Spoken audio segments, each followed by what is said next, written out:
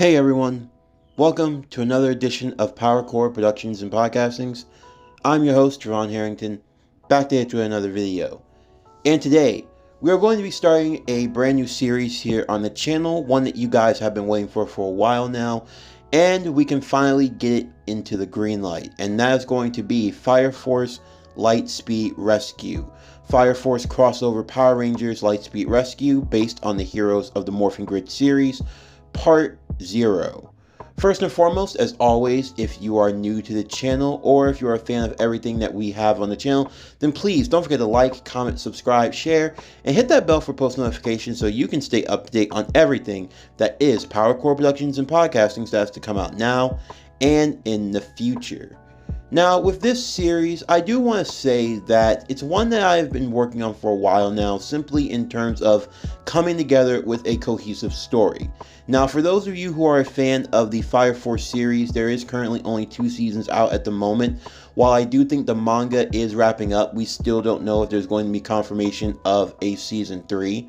So that's why with this series, I had to kind of take a subtle approach to it, mainly because it's a series that's technically incomplete. So to try to come up with a way to include it into the overall story of the Heroes of the Morphin Grid, then I would have to do so in a way by coming up with my own unique ending.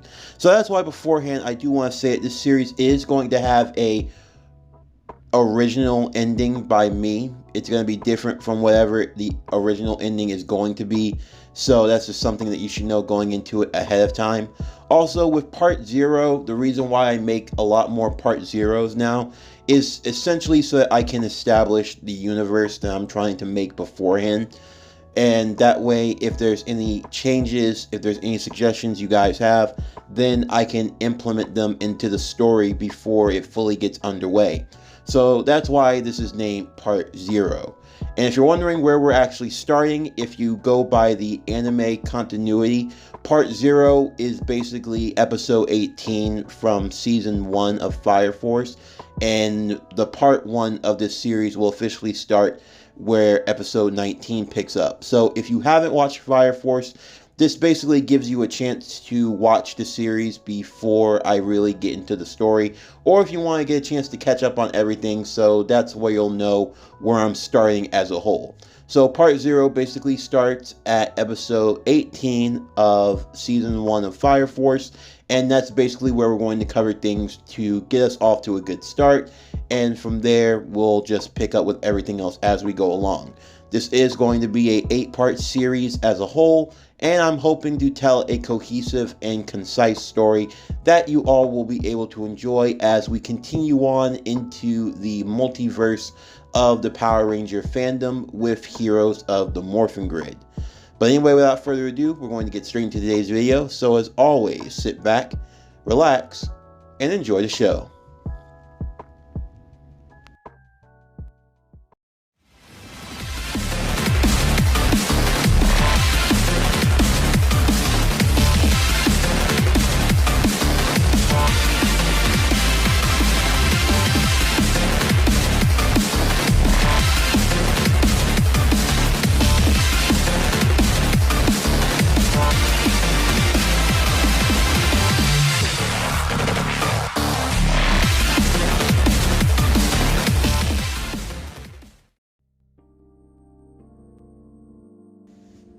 A long time ago, mankind was touched by the planet's anger, and the world was engulfed in flame. The world experienced a great disaster, one that would come to be known as the day of the cataclysm, the flames that burned fervorously, with an intensity threatening to incinerate the places mankind lived, the languages they spoke, and the culture that they had built up was all but burnt to ash. What many do not know is that the day of the cataclysm served as a final battle between the forces of good and evil. And it was from that clash that the fire spread. Since then, mankind has rebuilt itself, and while much was discovered, many have forgotten the events that led to the day of the great cataclysm. However, a power once thought to be lost was now going to resurface into the world.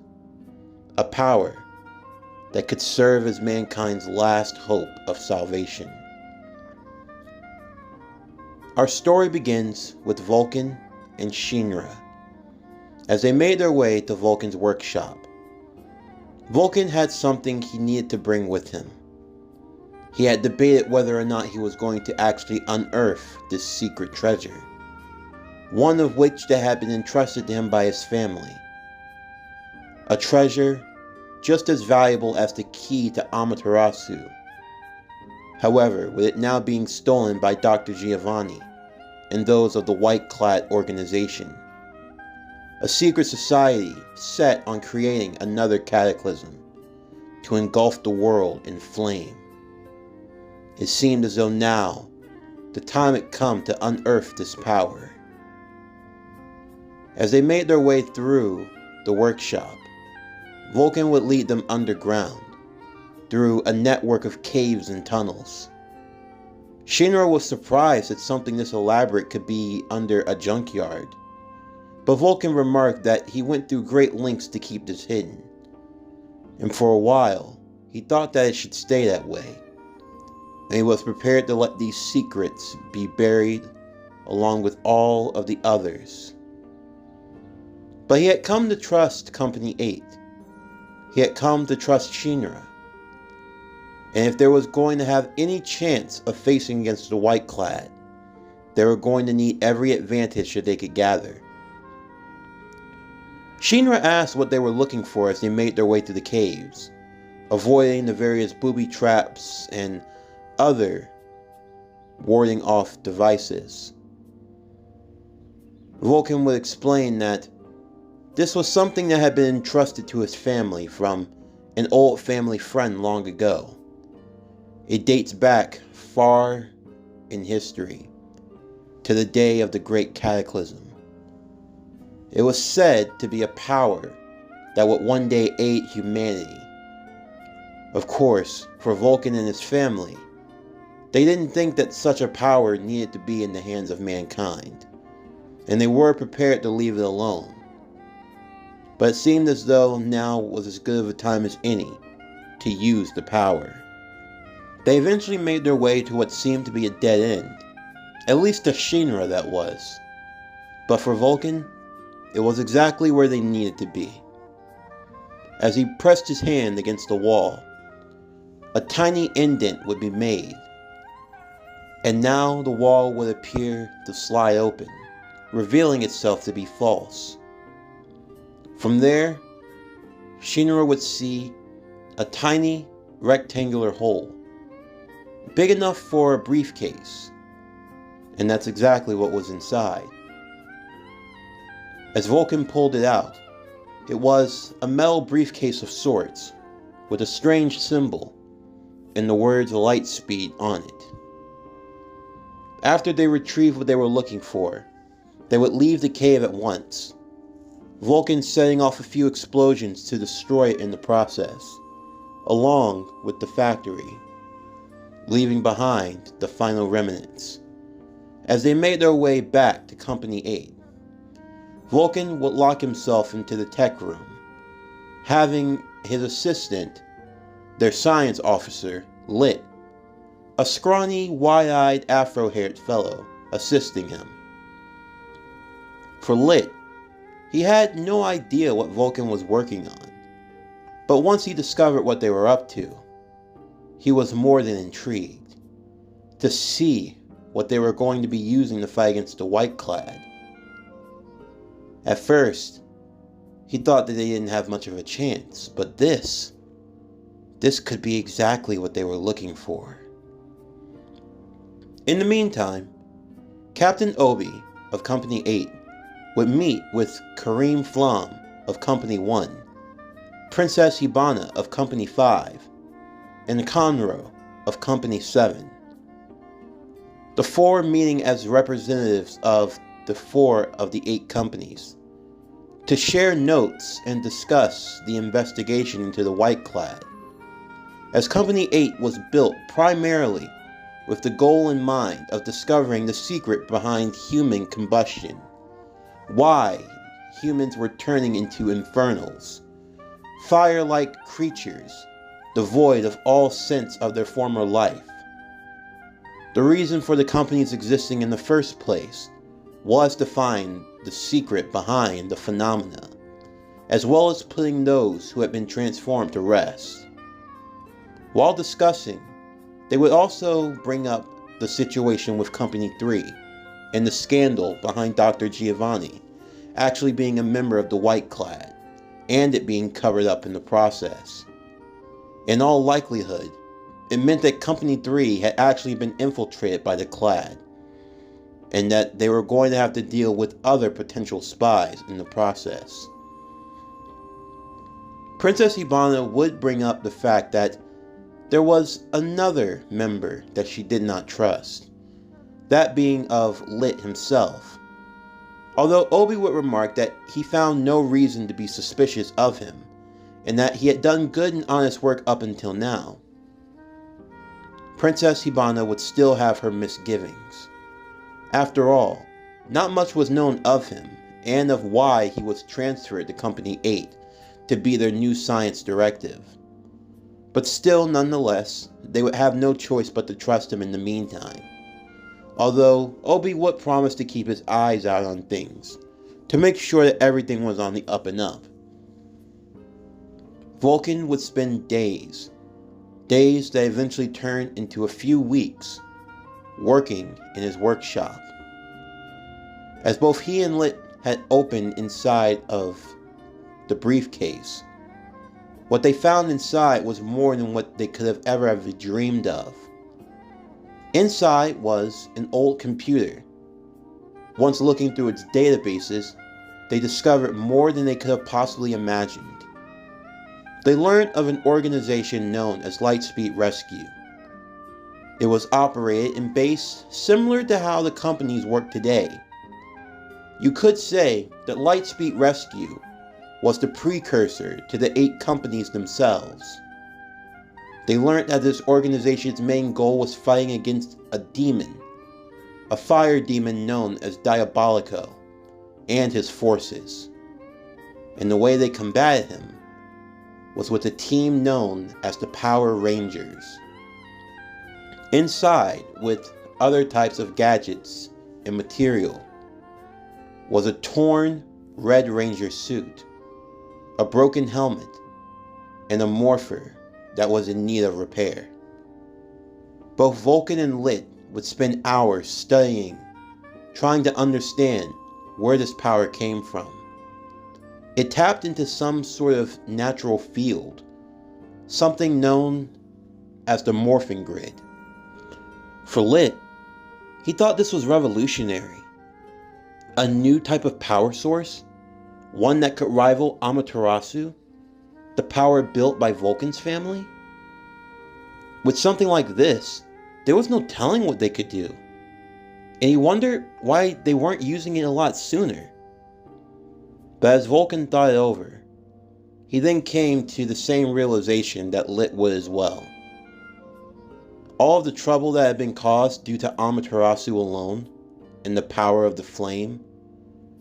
If this power ever was introduced into the public eye, and more people tried to get their hands on the morphing grid itself, that could only lead to more trouble. It was already bad enough the situation that they were in. The last thing they needed was more unnecessary baggage. In the meantime, while Vulcan and Lit would continue their research, the other members of Company 8 would be training as well, preparing for the trial soon to come. Both Shinra as well as Arthur would be given special permission to train with Benio Shimon from Company 7. Having had a recent mission in Company 7's district, the captain would feel as though he would take it upon himself to train the two, seeing them both with great potential. Lit would be accompanying them as well, as Shinra would try to boost the power of his flames, learning different ways to use them, eventually coming with the idea of using his feet like jet propulsions, using his flames and tightening them before sending out short bursts and impact. As for Arthur, he improved in his skill with the sword.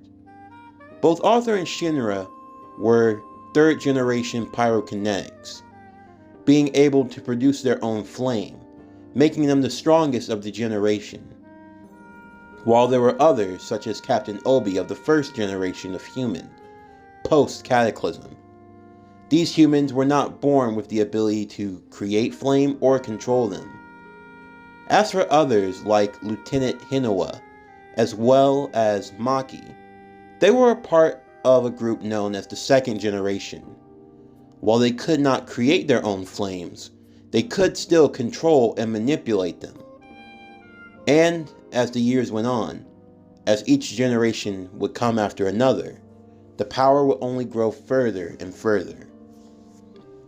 Tomaki would also be enduring her own training as well, not just with Maki, but she would also be undergoing her training into sisterhood with Sister Iris, getting authorization to be able to give the Holy Prayer, used by those who were a part of the Great Church, as they had come to believe that those who were preparing to die, to be killed in a righteous way, allowing for the flame of their soul to be given a proper burial and sent to the sky above. As everyone continued on in their training, Lit would have a conversation with Joker in secret, the two of them discussing the movements of the White Clad, remarking that Company 8 was going to need to get a lot stronger if they were going to stand a chance. However, Lit would say something that would catch Joker's attention, that their new recruit Vulcan was working on such a power, and he believed that this could be the game changer that they were waiting for. This would catch Joker's interest, and as he promised, he would continue to watch from the shadows to see how their new devil would progress, referring to Shinra as his power continued to climb further and further as he trained using his flames, combining them with martial arts.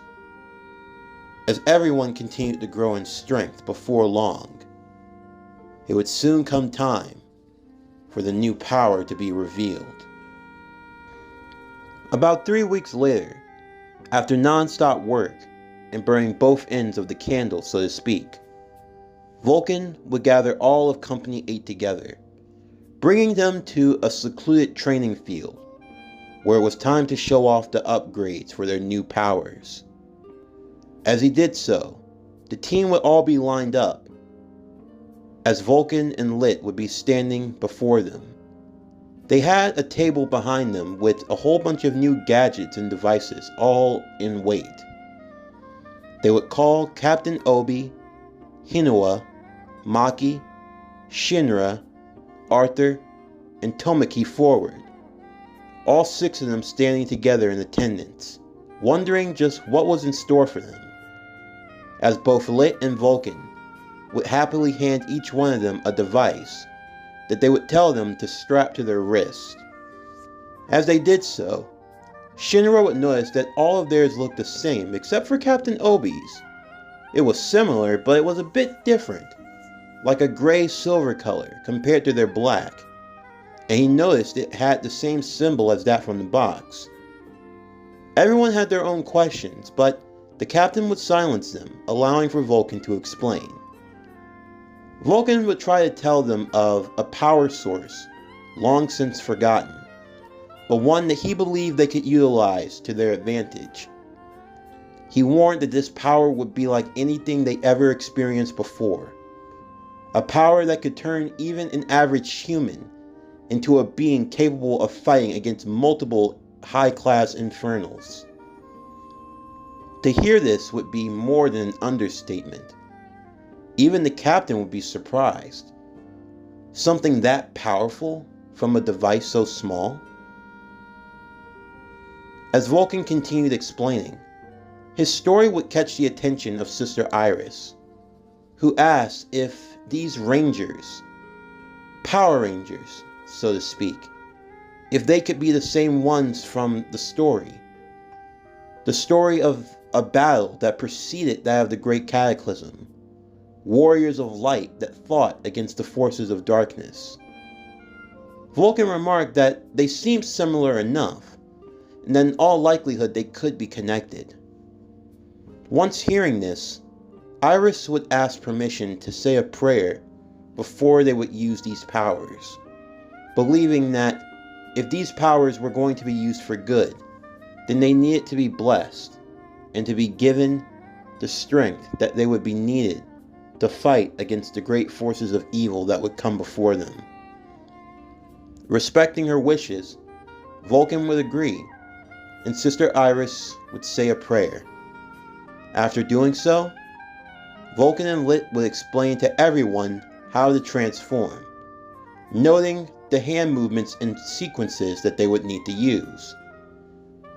He also remarked that once they morphed, their DNA would be connected to the morphers, so that no one would be able to use them but the owners. That was, unless they were killed. Then it would be reset back to basics, so they had to hope that they didn't die. With that, Shinra would stand behind Arthur, Maki, Hinoa, and Tomiki. As all five of them would morph together, Shinra would transform into the red LightSpeed Ranger, Arthur, the blue LightSpeed Ranger, Maki, the yellow LightSpeed Ranger, Hinoa, the green LightSpeed Ranger, and Tomiki, the pink LightSpeed Ranger. The five of them would look at one another amazed, feeling the power coursing through them. They felt as though there was a new flame burning inside of them, one stronger than their original firepower, but one that was pure, devoid of evil or malice. They felt hopeful, invigorated. They all turned to Captain Obi, whose morph sequence would be a bit different. Instead, he used something called titanium power.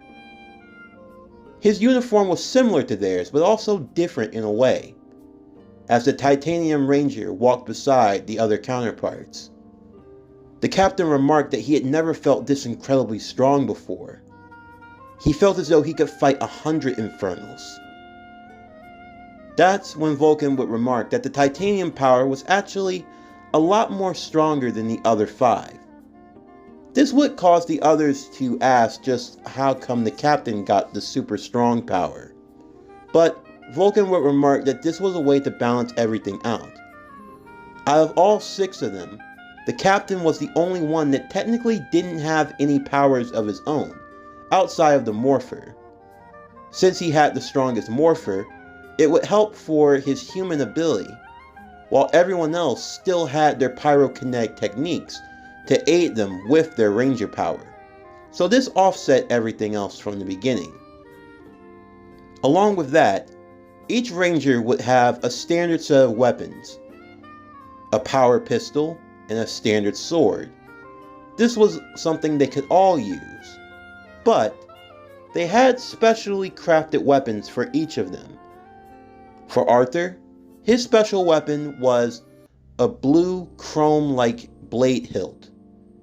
He would use this, and he could be able to transfer his firepower into an even stronger plasma blade.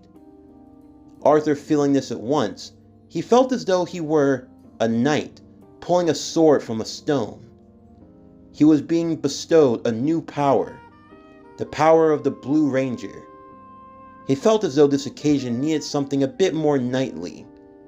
He wondered if he should call himself the Blue Night Ranger or the Blue Ranger of the Night. While he tried to figure out the semantics of it all, Vulcan would go on to explain everyone else's other powers. For Maki, she would be given 2 metal hunks with yellow-like trim. Using her ability, she would create 2 flames thanks to a lighter. These two flames would take the fireballs sputter and flare. Placing them inside, he dubbed them the Iron Owls, two floating metal tanks that Maki could use telekinetically. Since she was already skilled with hand-to-hand combat, these would prove to be great tanks for her arms as well. Also, with their helmet, they also had a special light camera. She could use the two Iron Owls to fly above areas, and using the camera connected to her helmet would get feedback images and allow her to see for great distances. For Hinawa, he was given the Green Blazer. It was a light sort of battleizer. It would be a chest plate with a rocket pack strapped to his back. However, this rocket pack didn't allow him to fly, but instead it had an array arsenal of weapons that he could use at his disposal. Special blasters that could already make their own compact flame. All he had to do was shoot it out and control it. What his arsenal came with were two twin pistols, a shotgun, a sniper rifle, and a bazooka. Different ranges of shooting weapons that he could use at his disposal when needed. And since he was the best shot of the team, he never missed. As for Tomaki, she was given two specially made gauntlets that she would wear in her hands. These gauntlets would each produce 3 flame-like claws, strong enough to cut through even the toughest of material. Along with her Neko flame form, they essentially worked like claws that you would see Wolverine use from the X-Men, except they were dense and made out of flame, so not only could they slash and cut, but they could also burn as well. For Captain Obi, what he had was a heavy-duty arsenal. The powers of the Titanium Ranger made it so that carrying all of his equipment felt as though he were carrying nothing but pieces of paper, but they were strong and intense. For the captain, he had the titanium shield in one hand, and in the other, he had a multi-purpose tool weapon, a power axe that could transform into a blaster, and he also had a tool belt with other various weapons that could aid him as well in his fight, making the captain all too thrilled to try it out. But for Shinra, his special ability was something a bit different. Shinra wasn't really too fond of using weapons. Not that he wasn't capable, but it just wasn't his style. His feet was his weapons.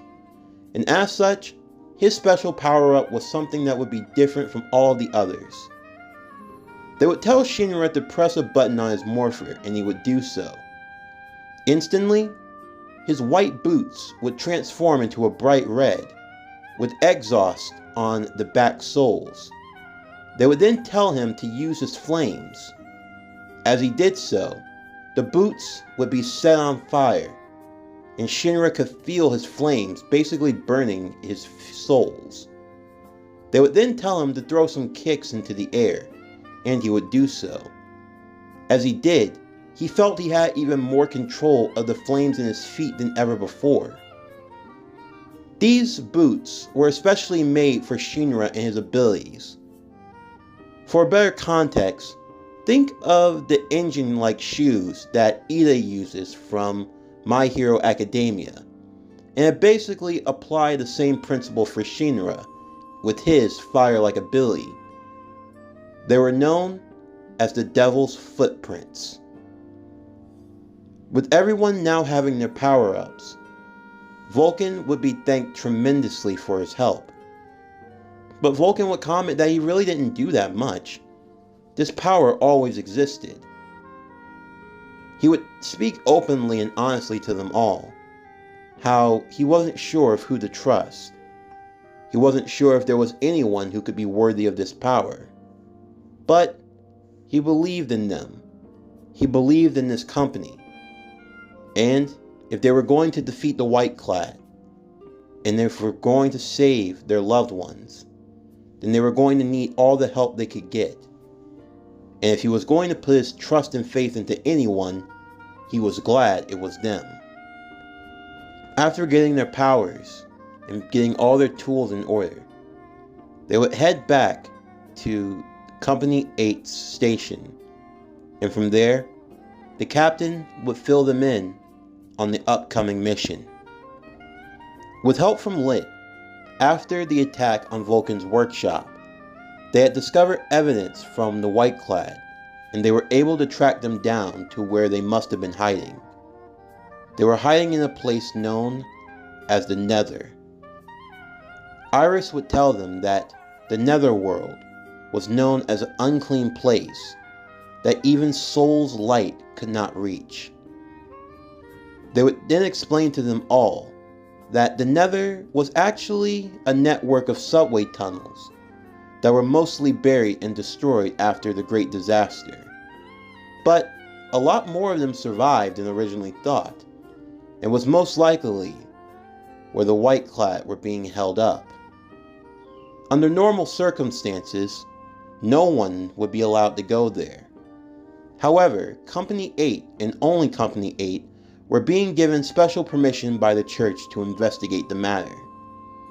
And they believed, though, with the power that they held in their hands, they would be the only ones capable of making it in and out alive. The night before the mission, as Shinra lay asleep in his bed, he would think back to when his mother was still alive, remembering the stories she would tell him of the Netherworld, and remembering the promise that he had once made to his brother, Sho. A promise that if his brother was ever taken into the Nether, then he would go and save him. After all this time, it seemed as though the day had finally come. The day when he would have to go into the pit of hell itself to save his family. As the morning sun arose, the members of Company 8 would load into their squad tank. As they drove from the outskirts of the city, they would make their way to the rundown train station that led to the subway that went below the ground. It seemed as though it was old and worn, as if no one had been there in over 100 years. But now, it was going to serve as a location for the first encounter between Company 8 and the White Clad. As they made their way to the entrance, Vulcan would use a switch, and the large doors would open. As they stared inside, they saw nothing but darkness to greet them. Before going any further, Sister Iris would step forward and deliver a prayer for their safety, for them to be watched over as they went into the bowels of darkness. As Captain Obi led the way, everyone equipped and standing at the ready, he told them that above all else, their mission, to find the White Clad, to find the secret of human combustion, and to bring it to an end. As he looked back to them all and to Shinra, nodding, the captain would lead the charge, as the Rangers' first mission was in order, as the Battle of the Nether lie before them.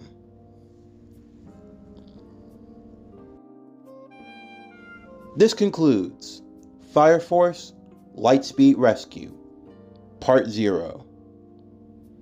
If you enjoyed today's video and everything else that we have on the channel, then please don't forget to like, comment, subscribe, share, and hit that bell for post notifications so you can stay up to date on everything that is Power Core Productions and Podcastings that has to come out now and in the future. Stay tuned for next week on Monday as we will be continuing What If Deku Was Iron Man? My Hero Academia Armored Adventures Part 2. But anyway, that's going to do it for the end of today's video. I'm Javon Harrington with Power Core Productions and Podcastings. Signing off, and I'll see you next time.